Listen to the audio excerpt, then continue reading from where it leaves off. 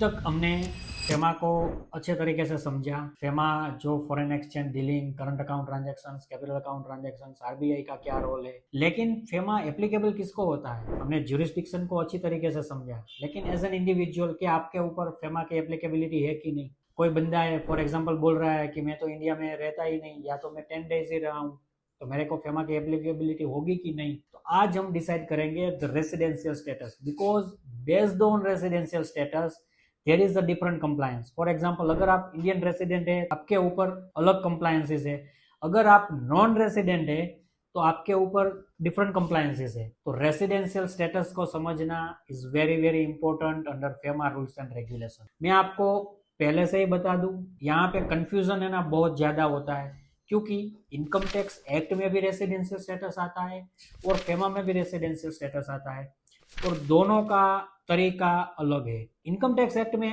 Residential status decide होता है based on number of days. For example all you know more than 183 days आप with in India में हो तो आपका रेसिडेंशियल स्टेटस बन जाएगा रेसिडेंट, और नहीं है तो non resident after satisfying another conditions. Okay, ये हुआ इनकम टैक्स का। वहां के आपका इंटेंशन था कि नहीं वो कोई मायने नहीं रखने वाला। Within number of days your residential status has been counted in income tax act. Okay, under FEMA if you are living in India for more than 182 days you are deemed to be a resident of India.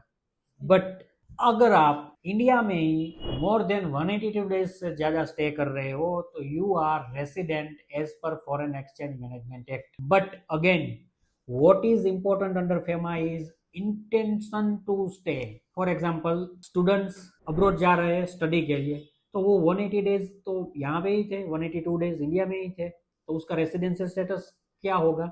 RBI ने बताया students मान लीजिए आज India छोड़ रहे हैं, तो from the next day he will be treated as non resident and all the benefits, सभी बेनिफिट्स जो एनआरआई को अवेलेबल है under foreign exchange management act, वो सभी बेनिफिट्स का बेनिफिट मिलेगा students going abroad from the very next day. तो यहाँ पे डेज का कोई कैलकुलेशन नहीं है, आपका इंटेंशन है ना वो बहुत इंपॉर्टेंट है। अगर आप सोचते हो फॉरेन में for indefinite period of time रहना है तो नेक्स्ट डे से ही directly you are NRI. So residential status को समझना बहुत जरूरी है। Residential status under income tax act and FEMA दोनों अलग है। दूसरा क्या प्रॉब्लम है मैं आपको बताता हूँ। लोग समझते हैं कि भाई मेरे पास पीआर नहीं है। कई लोग ऐसे होते हैं कि जो more than 3 years 4 years New Zealand, US, Australia में रहते हैं, लेकिन वहां पे उसका पीआर नहीं होता है, सिटीजनशिप नहीं होती है, परमानेंट रेसिडेंस वो सब नहीं होता है, तो वो लोग बोलते हैं कि नहीं हम एनआरआई नहीं है। ये गलत अंडरस्टैंडिंग है। आप एनआरआई हो कि नहीं, वो पीआर से कोई लेना देना नहीं है, वीजा से कोई लेना देना नहीं है।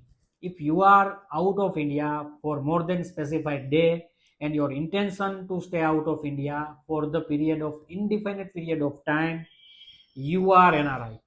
आप लोग ये जो एनआरआई का बेनिफिट्स है ना वो सभी बेनिफिट्स ले सकते हो। तो अभी आपको यहाँ पे एक सिंपल अंडरस्टैंडिंग रखनी है, क्या residential status under income tax act under FEMA बहुत बहुत डिफरेंट है। दूसरा क्या है कि आपके पास पीआर है कि पीआर नहीं है कुछ मायने नहीं रखता, आपके पास लॉन्ग टर्म वीजा है कि नहीं। अगर आप मान लीजिए 3 साल से फॉरेन में है, आउट ऑफ इंडिया छोड़ के वहाँ पे एम्प्लॉयमेंट के लिए है, तो under FEMA you are NRI. Hope residential status का ये कंसेप्ट अब क्लियर हो चुका है।